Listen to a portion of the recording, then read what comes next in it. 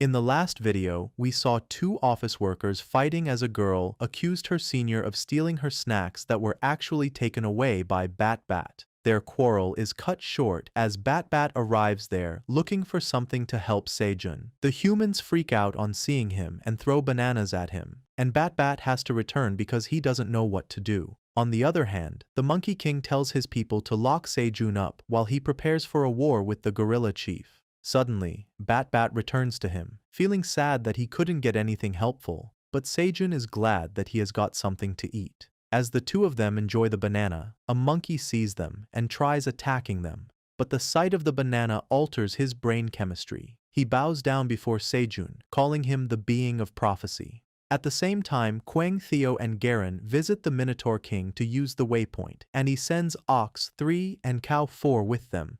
They cross the portal to the 77th floor, but for some reason, Garen can't go through it. Meanwhile, Kwang and others run into some gorillas as soon as they enter the 77th floor. The gorillas are not interested in talking and immediately attack them, but the Minotaurs make quick work of them. Well, Kwang asks the remaining gorilla once again if he has seen his dad, and the nervous gorilla starts sweating as he says that he hasn't seen him. Kwang immediately decides that is a lie and picks out his stick from his backpack, while everyone is confused about what he is doing. He then smacks the gorilla on the head, saying that he hasn't even told him what his dad looks like yet, so he is definitely lying that he has not seen him. The impact of the wooden stick is too much for the gorilla to handle, and he immediately falls unconscious. Theo starts panicking that Kwang woke up and chose violence, and he timidly says that there was no need to hit the gorilla. However, Kwang says that liars get a spanking, and he is going to deliver it himself. Unfortunately, the leader of the gorillas notices this, and he roars loudly, asking who dares cause trouble in his village. Everyone looks in the direction of the voice and finds the majestic gorilla chief standing on top of a building with a wooden beam as his weapon and a majestic circle behind his back. The gorilla chieftain Garen is also the boss of the 77th floor, and the Minotaurs get ready to throw hands as soon as they see him. Theo is still shocked to see him, but Kwang doesn't even care. He asks Goran if he has seen his dad, but the gorilla chieftain doesn't want to entertain him. He says that it is unacceptable that someone tried to bully his family in his territory, and then jumps towards the intruders, swinging his heavy weapon. He says that he will crush them, but Ox number 3 is able to block his attack with ease. Cow 4 takes this chance to attack Goran from his blind spot, but he notices it and dodges right in time. On seeing the power and speed of the Minotaurs, he asks them if they came down from the higher floors of the tower, and Cow 4 affirms. She also makes it clear that they are not here to fight him, but Goran is not going to believe her words. He simply unveils the true nature of his weapon, which is not a simple block, but a giant wooden fan. As Goran gets ready to swing the giant fan, Theo asks Ox number 3 about the fan, but he doesn't have any ideas either. Goran tells them to get the hell out of his territory and swings the fan with his full strength, creating a tornado that pushes everyone back. Kwang quickly uses his stick as an anchor, but the rest of his friends have no way to endure the powerful tornado rising high in the sky. They get sent flying along with all the food items they had brought, and Goran closes his fan as he looks at his enemy getting turned into distant stars in the sky. He scoffs, saying that they were nothing special, but then he notices that Kwang is still there, and he is not happy. Goran is surprised to see that he is still here, but Kwang says that his friends were blown away, and even the snacks he had brought along are gone. By this point, Goran starts getting impressed that Kwang endured his whirlwind blast, and he commends him, saying that he may be small, but he is extraordinary. He declares that he can go all out against an enemy of his level and charges ahead. Kwang also picks up his stick, and he gets all serious too, saying that Goran is a bad guy. Just then, the gorilla chief attacks him with full power, but Kwang blocks it with his stick. Goran is shocked to see that his full-powered attack was stopped by such a tiny guy, and not only that, he managed to crack his fan.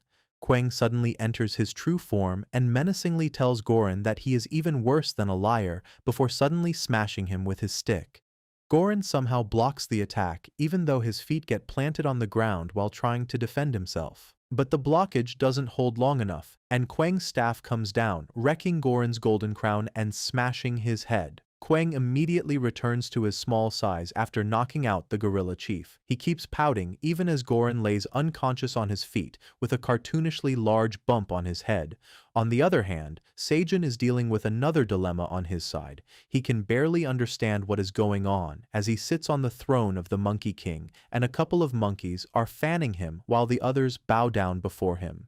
Even the Monkey King is on his knees, and Seijun asks what he is doing on the throne. One of the monkeys calls Seijun the great being of prophecy and says that their monkey tribe has been suffering from a huge famine because of an unprecedented drought. He explains that they have not seen a single drop of rain or even a cloud in the last few months. However, their monkey tribe has a prophecy that has been passed down from ancient times. The Monkey King sadly holds a clay tablet and shows it to Seijun, saying that a strange-looking tailless monkey holding bananas will appear and save them. He will bring an end to the drought and bring prosperity according to the prophecy. The clay tablet features the same, showing a man holding a banana and making it rain while the monkeys worship him. Seijun is not happy to hear the text of the prophecy and tells the monkey tribe that he neither looks strange nor is he a monkey. The Monkey King immediately apologizes to Seijun for disrespecting him and begs him to save the monkey tribe.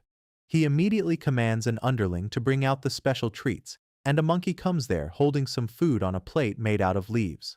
Seijun is curious about the food items on the plate, and the monkey says that it is a humble offering, asking him to enjoy it. Seijun thanks the monkey and picks up one of the yellow pieces while Bat also dances because the monkeys are treating him completely differently now. Seijun eats the yellow item, and to his utter delight, it is a dried mango. He can't believe that he gets to eat dried mango in the tower and remarks that it is incredibly sweet and chewy. He also recognizes the other food item as watermelon seeds, and that is what gets Bat really excited. Seijun asks the monkeys if this is a special food item for them, and the Monkey King tells him with a pained heart that their staple diet used to have juicy fruits, but because of the sudden drought, they can't eat them anymore. He misses the days they used to eat bananas, mangoes, and watermelons till they were satisfied, and even the young monkey sitting above Seijun gets teary-eyed. Seijun is astonished to learn that there are bananas, watermelons, and mangoes on the 77th floor, and that is enough reason for him to make the prophecy come true. At the same time, deep in the forest, Theo wakes up on a tree branch covered with dried leaves. He is still rattled by what just happened, and he really thought he was going to die when the gorilla tribe chief attacked him. He climbs down from the tree and notices that neither the Minotaurs nor Quang is with him. Since they are all scattered, Theo wants to find them, but the biggest priority right now is finding Seijun. Theo says that it can't be helped and he can only hope that everyone else is safe while he goes to search Seijun using the compass that Kaiser made for him. Theo then looks around the forest and notices that it looks really spooky even though the sun is out. Suddenly, he feels something weird as the compass is not the only thing guiding him right now. He feels his lucky paws pointing towards something else in the distance. Theo looks towards the rocky mountain in the distance and figures out that there must be something good hiding there because his paws are reacting very strongly to it. However, that still doesn't change his priority, and he decides to put the mountain on hold because he needs to find Seijun first. At the same time, he hopes that everyone else is safe. Meanwhile, more people join the party in the gorilla territory. Iona and the Vice Tower Master, Gonoba, come out of the waypoint of the 77th floor. Gonoba immediately starts complaining that the 77th floor is really hot when suddenly Iona notices something worrying. She finds Goren is lying unconscious on the floor and immediately rushes to his side. Gonoba also uses his healing magic on the gorilla chief, who is their old friend, and asks if he is all right. Iona can't understand who could defeat the gorilla chief in his own territory, and suddenly Goren returns to his senses. He weakly tells Iona that some strange people showed up here and started bullying his family. He tried to teach them a lesson but instead got completely thrashed. Iona can't believe that the strongest warrior of the mighty gorilla tribe got defeated, and Goren warns her to be careful of the black bulls and the red bear too. Those words ring a bell in Iona's mind, but before she can confirm her doubts, Goran sees something that forces him to get up mid-treatment. He sees dark clouds in the sky and starts screaming because his daughter hates dark clouds.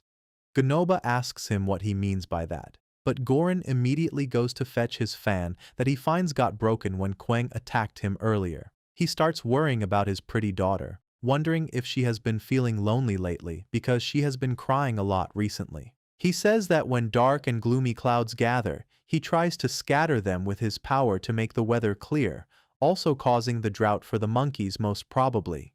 He gets even more sad as he says that he has not been able to find her a proper mate and is failing his duties as a father, and now that his fan is broken, he can't even get rid of the clouds.